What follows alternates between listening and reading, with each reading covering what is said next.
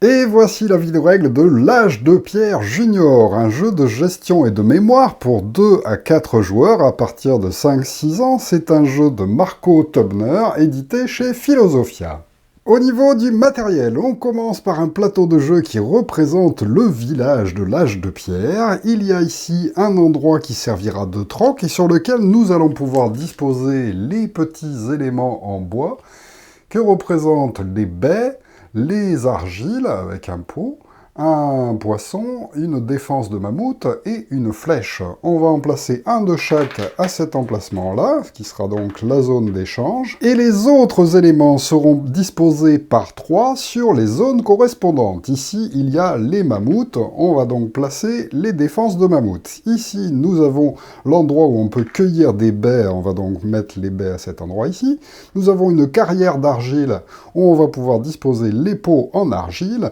Ici, une carrière de pierre où nous allons pouvoir fabriquer des pointes de flèches. Ici, un endroit où on va pouvoir pêcher des poissons pour pouvoir se nourrir. Et enfin, ici, un endroit où nous allons pouvoir domestiquer des chiens. On va donc disposer de petites tuiles chiens à cet endroit-là. Ensuite, nous avons un ensemble de huttes qu'il faudra bien mélanger face cachée avant d'en disposer 5 sur chacun des emplacements qui se trouvent ici. Alors c'est assez simple, hein, on les place de façon à ce qu'il y en ait le même nombre à chaque endroit.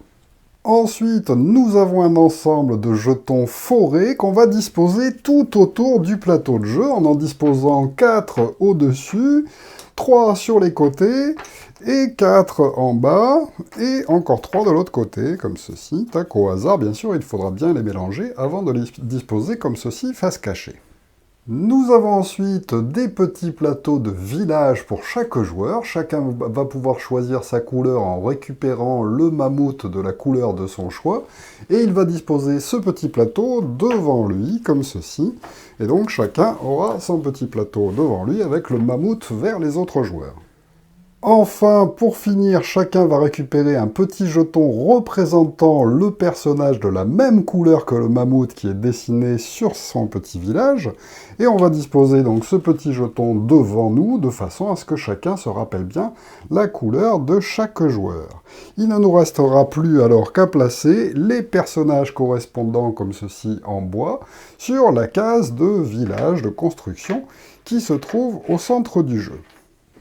Nous sommes alors prêts à débuter la partie, mais quel est le but du jeu? Eh bien, dans l'Âge de Pierre Junior, les joueurs sont des enfants qui vont devoir tenter de récupérer différentes ressources sur le plateau de jeu en suivant le circuit indiqué par les flèches, et grâce à ces ressources, ils vont pouvoir construire des huttes.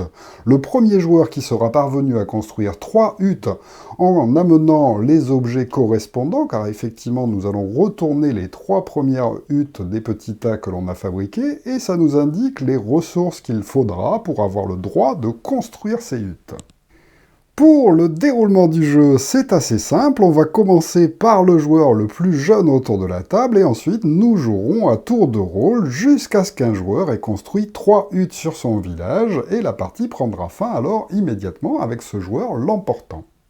Alors, imaginons que le joueur vert soit le joueur le plus jeune autour de la table, c'est lui qui va commencer, et pour commencer, il va partir en exploration dans la forêt, en retournant une des tuiles forêt, n'importe laquelle, même si elle n'est pas devant lui, pour voir qu'est-ce qui va se passer. Il retourne une tuile, et sur cette tuile, parfois, il y a dessiné comme ceci un objet particulier, donc un lieu particulier où se rendre avec son pion. Donc en faisant ça, comme il est le joueur vert, eh bien il va tout simplement aller directement jusqu'à la zone indiquée. Là, c'est la zone de pêche. Et comme je suis arrivé à la zone de pêche, eh bien j'ai le droit à ce moment-là de prendre un poisson et de le disposer derrière mon petit paravent. Effectivement, chacun a sa zone de village sous laquelle on peut cacher les objets que l'on récupère. Comme ça, il n'y a que nous qui voyons ce qu'on a récupéré, les autres ne vont peut-être pas se rappeler de ce qu'on a derrière. Ceci étant fait, on passe au tour du joueur suivant dans le sens des aiguilles d'une montre autour de la table. C'est le joueur rose qui lui aussi choisit une des tuiles de forêt à retourner. Ah, il retourne celle-ci, c'est une baie qui est dessinée, il va donc pouvoir prendre son personnage, l'amener sur le lieu de cueillette des baies, il va en récupérer une et la placer derrière son paravent. On passe alors au joueur suivant, le joueur jaune qui par exemple décide de retourner ceci. Alors parfois sur les tuiles, au lieu qu'il y ait un lieu particulier de dessiner, il y a carrément un chiffre, comme si on avait lancé un dé. Donc là, 3, il va pouvoir avancer son personnage, comme c'est le joueur jaune, il avance ce personnage, en suivant les flèches qui sont dessinées sur le plateau de jeu et en comptant les cases. 1, 2, et 3, lui aussi, il est tombé sur le lieu des cueillettes. À ce moment-là, il peut récupérer une baie et la disposer derrière son petit village. Alors, on laisse toujours face visible les tuiles que l'on a retournées et on ne peut pas les refaire. Donc, au fur et à mesure, on va faire apparaître de plus en plus de tuiles. Là, c'est donc au tour du joueur bleu qui pourrait, par exemple, décider de retourner celle-ci. Alors sur celle-ci, elle est un petit peu particulière car il y a un chien de dessiner. Ça veut dire qu'il va pouvoir emmener son personnage directement à l'endroit où on peut domestiquer un chien. Et s'il y a un chien de disponible, eh bien il va pouvoir en prendre un et le placer devant lui. Attention, les chiens, on ne les cache pas derrière, on les laisse toujours par contre face visible devant soi. Les chiens vont nous permettre de remplacer n'importe quel type de marchandise pour pouvoir construire. C'est une sorte de joker. Et on continue comme ceci, à tour de rôle, le joueur vert, hop, il lance à 5, il va pouvoir avancer de 5. 1, 2, 3, 4, 5, il arrive ici, il reste un fruit, il peut donc le récupérer et le disposer derrière son plateau de jeu. Ensuite, on passe au joueur rose, qui pourrait par exemple décider de retourner ceci. Ah, ça, c'est la tuile spéciale qui indique la zone de troc.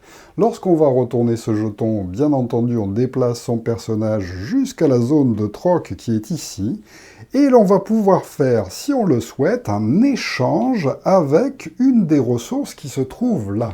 Notre joueur rose pourrait donc décider de troquer en disant « Eh bien, moi, je vais donner un fruit qui ne m'intéresse pas et je le mets dans la réserve de troc, et en échange, je prends ce que je veux. » Alors, bien sûr, il est plus intéressant de regarder qu'est-ce qui est intéressant à construire. Là, par exemple, il y a un endroit où il y a besoin de 2 poissons, donc je peux me dire que le poisson, c'est intéressant, et je récupère un poisson en échange de ma marchandise. Il y aura donc toujours 5 marchandises à cet endroit-là, mais ça va changer en fonction des échanges que les joueurs vont faire. Passons au joueur jaune, celui-ci décide de retourner cette tuile. Alors, cette tuile indique le village et la zone de construction. Lorsqu'on va se retourner comme ceci, évidemment, on va avancer son personnage jusqu'à la case correspondante, et c'est là que l'on va pouvoir construire une hutte si on dispose des marchandises nécessaires.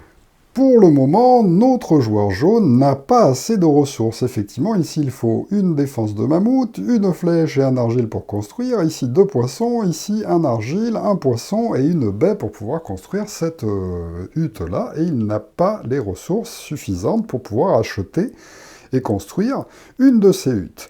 À ce moment-là, son tour se termine, mais attention, à chaque fois qu'un joueur va s'arrêter sur cette tuile, il y a ici un petit jeton forêt pour se rappeler que dès qu'un joueur y tombe, on va recacher, face cachée, toutes les tuiles que l'on a révélées jusqu'à présent.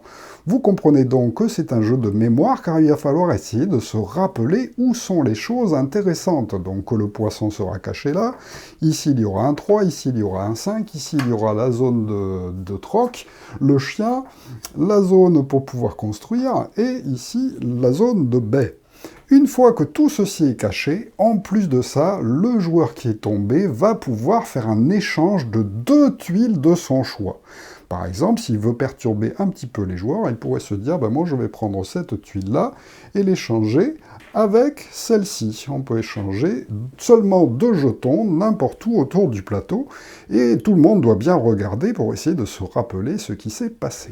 C'est là que ça va devenir un peu plus tactique pour les joueurs. Effectivement, là, c'est au tour du joueur bleu, il se rappelle de tout ce qu'on a caché, il a déjà récupéré un chien, puis il se dit que les chiens, c'est quand même sympa, parce que c'est des jokers qui vont remplacer les ressources.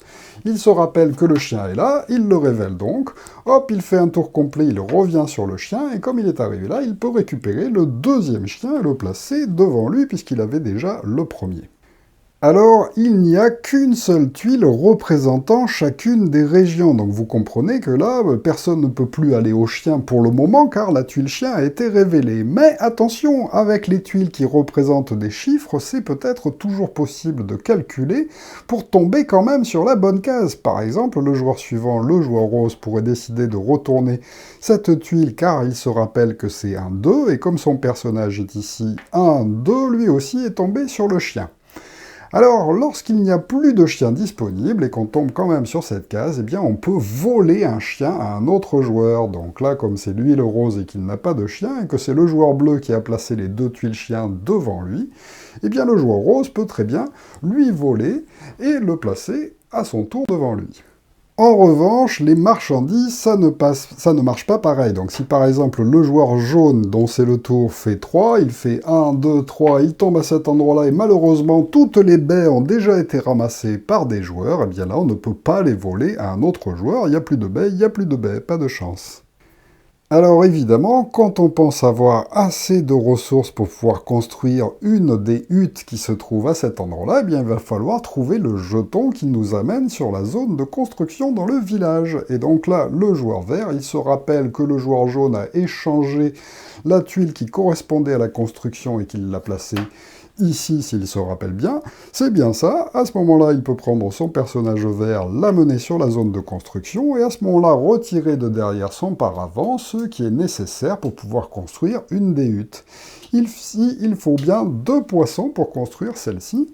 Il peut donc construire cette hutte. Les 2 poissons vont être remis sur leur zone de réserve, donc la zone de pêche. On ne remet jamais de pions sur la case correspondant au troc, car il y a toujours 5 avec les échanges des joueurs, et à ce moment-là, le joueur va pouvoir prendre sa petite hutte et la glisser où il veut dans son petit paravent pour, comme ceci, construire sa première maison. Là, c'est la maison du poisson. La hutte construite, on va tout simplement retourner face visible la prochaine hutte de la pile où on a pris, et on n'oubliera pas, comme le joueur est tombé ici, de recacher face cachée tous les jetons qu'on avait retournés jusqu'à présent, et notre joueur peut en plus échanger 2 tuiles, donc 2 tuiles de son choix, il peut très bien échanger 2 tuiles qu'on n'a pas du tout retournées, c'est lui qui choisit. Alors, rappelez-vous que les chiens permettent de remplacer n'importe quelle ressource. Donc le joueur jaune pourrait décider de faire une construction, d'arriver sur cette tuile-là, de dire « moi j'ai envie de construire cette maison-là car elle a besoin de ça et de ça ».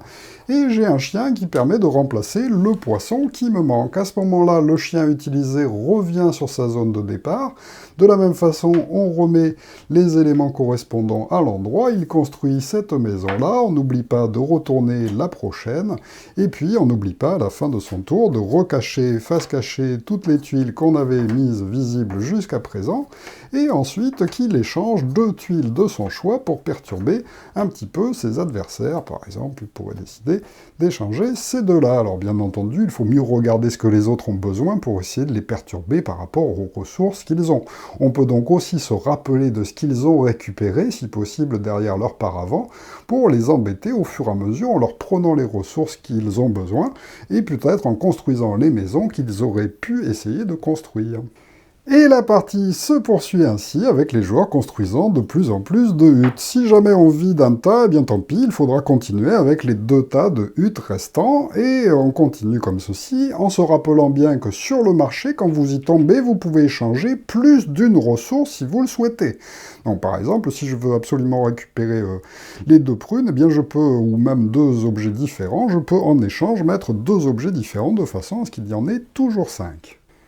Attention cependant sur la construction de huttes, vous ne pouvez construire qu'une seule hutte à la fois, même si vous avez suffisamment pour construire 2 des huttes visibles, vous n'avez pas le droit, on ne peut en faire qu'une seule à chaque fois qu'on tombe ici, il faudra attendre le tour suivant pour repiocher la tuile et s'y remettre, mais les autres joueurs vont certainement le faire aussi avant nous.